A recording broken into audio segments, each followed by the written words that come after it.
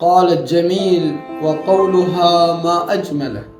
هي زينب سيدة الموقف وريثة المجد حاملة الأمانة. كل حرف نطقته زينب كان ثورة، وكل دمعة سقطت منها كانت رسالة. لولا زينب لما بقي للحسين صوت يسمع، ولا لثورة كربلاء أثر يخلد. أراد الملعون إذلالها وقال لها: أرأيت صنع الله بك وبأخيك الحسين؟